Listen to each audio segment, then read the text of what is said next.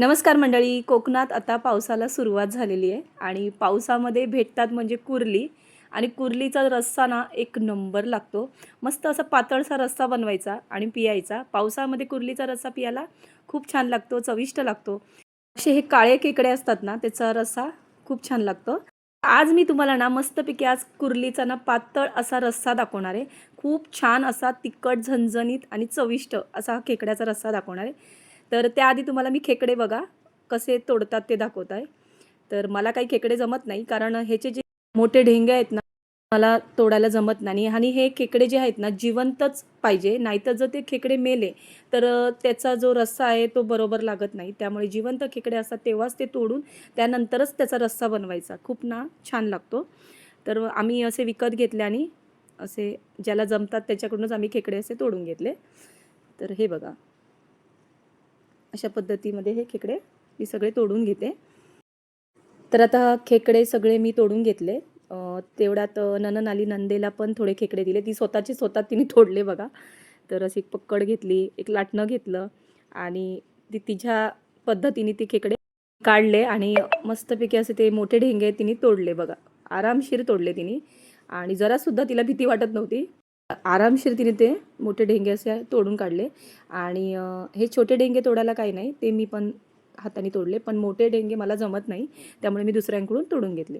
आता तुम्हाला मी खेकडे साफ करून दाखवते. ते खेकड्यांचे जे छोटे ढेंगे ते असे वेगळे करायचे आणि हे पोटाकडचं जे भाग आहे ते सगळं असं साफ करून घ्यायचं, ओपन करून घ्यायचं. जर तुम्हाला ओपन करायला जमत नसेल तर एक चमचा घ्यायचा आहे आणि चमच्याने सुद्धा तुम्ही साफ करू शकता. तर हे खेकड्यांचा जो काळा भाग आहे ना तो आपल्याला घ्यायचा नाही. जर पिवळसर भाग असेल ना तर तो आपल्याला घ्यायचा आहे. तर तुम्हाला आता पहिलं आम्ही खेकडा एक साफ करून दाखवते. हे बघा, सगळे हे पोटाकडचं वगैरे जे काही घाण असेल ते सगळे आपल्याला काढून घ्यायचे. झालेलं आहे साफ करून. आता तुम्हाला एक दुसरा अजून एक खेकडा मी साफ करून दाखवते. हे बघा, छोटे डेंगे आहेत ते आपल्याला असे तोडून घ्यायचे. त्यानंतर आपल्याला पोटाचा भाग जो आहे तो असा हे बघा अशा पद्धतीमध्ये ओपन करायचा आहे. जरा खेकडे साफ करायला जरा वेळ लागतो. तर हा बघा, ह्याच्यामध्ये पिवळसर भाग भेटला आहे. पहिला जो खेकडा साफ केला त्याच्यामध्ये काळं होतं, त्याच्यामुळे मी ते घेतलेलं नाही आहे आणि जे हे पिवळसर भाग आहे ते आपल्याला घ्यायचं आहे. तर ते मी वेगळं केलेलं आहे, एका वाटीमध्ये काढून घेतलं आहे आणि पोटाकडे जे भाग असतो ते पण व्यवस्थित आपल्याला साफ करून घ्यायचा आहे व्यवस्थित. हे बघा, तर अशा पद्धतीने हे मी सगळे खेकडे आता साफ करून घेते. त्यानंतर आपल्याला हे चांगले खेकडे ना स्वच्छ पाण्याने आपल्याला 3-4 पाण्याने चांगले स्वच्छ धुवून घ्यायचे आहे आणि सगळं आपल्याला वेगळं करून घ्यायचं आहे. तर आता पोटाकडचे भाग आणि हे ढेंगे, मोठे ढेंगे हे मी वेगळे केलेले आहेत आणि स्वच्छ धुवून घेतलेत बघा. जरासुद्धा त्याच्यामध्ये घाण वगैरे नाही आहे आणि जो पिवळसर भाग आहे तो मी वेगळा केलेला आहे. एवढा निघालेला आहे त्याच्यातला आणि काळसर भाग होता मी टाकून दिलेला आहे. आणि हे आहे छोटे ढेंगे. हे आपल्याला मिक्सरला वाटून ह्याचा रस काढून घ्यायचा आहे.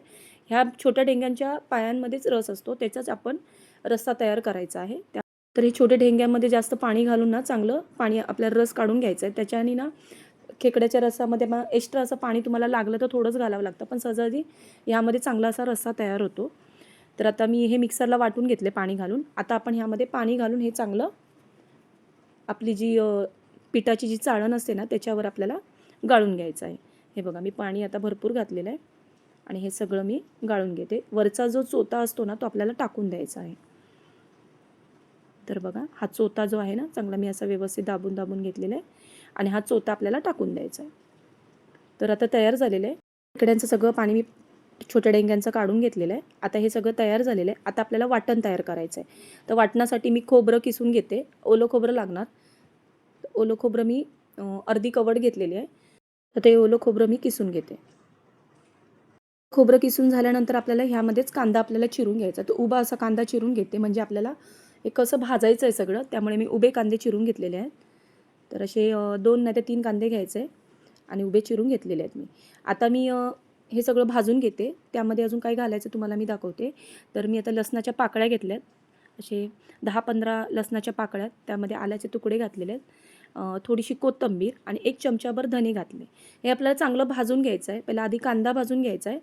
तर कांदा आपल्याला चांगला लालसर रंग येईपर्यंत आपल्याला व्यवस्थित भाजून घ्यायचा आहे. तर कांदा आता व्यवस्थित आता हा भाजून झालेला आहे, लालसर रंग आलेला आहे. तर ह्यामध्येच आपल्याला आलं आणि लसूण घालायचं आहे. ते सुद्धा थोडंसं परतून घ्यायचं आहे. परतून घेतलेलं आहे. ह्यामध्येच आपल्याला खोबरं आणि धने घालायचं आहे आणि चांगलं लालसर रंग येईपर्यंत आपल्याला भाजून घ्यायचं आहे. हा रस्सा करायला मी किती खोबरं वापरले, किती कांदे वापरले, म्हणून तुम्हाला हे मी व्यवस्थित पद्धतशीर दाखवते, म्हणजे तुम्हाला कळेल मी किती घातलेलं आहे खोबऱ्याचं वाटण वगैरे. आता हे सगळं खोबरं भाजून झालं की खोबरं भाजतानाच आपण ह्यामध्ये बेडगी मिरची घातलेली आहे. तर 4-5 बेडगी मिरची घेतली, कोथिंबीर घातली, व्यवस्थित भाजून घ्यायचं आहे आणि खोबरं आपल्याला व्यवस्थित थंड करून घ्यायचं आहे. हे खोबरं जरा थंड झालं की आपल्याला हे मिक्सरला ह्याचं बारीक असं वाटण तयार करून घ्यायचं आहे. तर आता मी हे वाटण तयार करून घेते. वाटण पण तयार झालेलं आहे. तर असं बारीक वाटण तयार करायचं आहे आपल्याला खोबऱ्याचं. बेडगी मिरची घातल्यामुळे कलरसुद्धा छान आलेला आहे वाटणाला. आता आपण फोडणीला देऊया. फोडणीसाठी मी एक पातेलं घेतलं आहे, चांगलं गरम करून घेतलं आहे, त्यामध्ये तेल घालायचं आहे. एक मोठ्या आकाराचा कांदा बारीक चिरून घेतला आहे, थोडासा कढीपत्ता आणि 2 हिरव्या मिरच्या घातलेल्या, तुकडे करून घातलेले त्याच्यामध्ये. तर आता कांदा व्यवस्थित परतून झालं की आपण ह्यामध्ये एक टोमॅटो घालायचा आहे बारीक चिरून, तो सुद्धा आपल्याला परतून घ्यायचा आहे.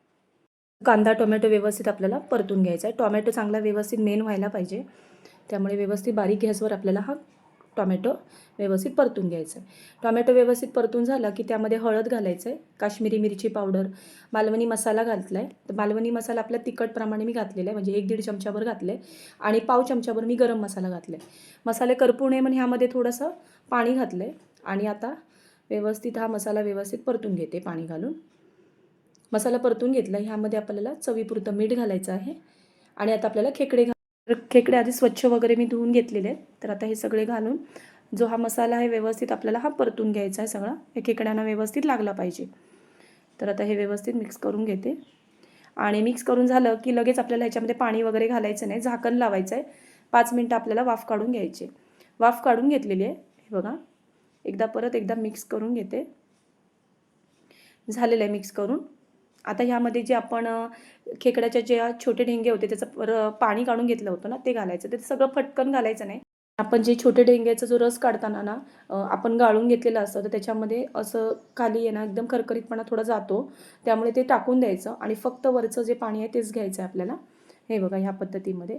आता झाकण लावायचं आहे आणि 10 मिनटं हे खेकडे आपल्याला चांगले शिजवून घ्यायचे. ते खेकडे आता झालेले 10 मिनटं आणि चांगले बऱ्यापैकी मी शिजवून घेतलेले. तर आता आपल्याला ह्यामध्ये वाटण घालायचं. ते एकदा व्यवस्थित हे खेकडे मिक्स करून घ्यायचे. हे बघा. आता आपण ह्याच्यामध्ये वाटण घालायचं. तर वाटण मी सगळं वापरणार आहे, कारण हे जास्त क्वांटिटीमध्ये मी केलेलं आहे, त्याच्यामुळे मी खोबरं जास्त घातलेलं आहे वाटण. तुम्हाला पाहिजे तर तुम्ही सुकंसुद्धा करू शकता खोबरं कमी घालून, पण मला रस्सा करायचा आहे म्हणून मी जरा खोबऱ्याचं वाटण सगळं घातलेलं आहे आणि ह्यामध्ये पाणी घालणार आहे आणि रस्सा करायचा आहे मला पियायसाठी. तर असं बघा, आत्ताच रंग एवढा सुंदर आलेला आहे. मध्ये चवीपुरतं थोडं मीठ घालायचं आहे. चव बघितली, मीठ थोडं कमी होतं आणि मध्ये मी सोलं घातले. सोलं म्हणजे कोकम. तर 5-6 कोकम घातलेले आणि जरा पाणी घालते. तर आता पाणी घालून चांगलं आता हे आपल्याला खेकडे 5 मिनटं चांगले उकळून घ्यायचे आहेत. हे बघा, चांगली उकळी येऊन द्यायची. गॅस बारीक केलेलं आहे आणि 5 मिनटं आपल्याला हे खेकडे चांगले शिजवून घ्यायचे आहेत. हे बघा, व्यवस्थित खोबरं वगैरे सगळं मिक्स झालं पाहिजे यामध्ये आणि व्यवस्थित असं हे तयार करून घ्यायचं आहे. तर आता हा रस्सा मस्तपैकी तयार झालेला आहे.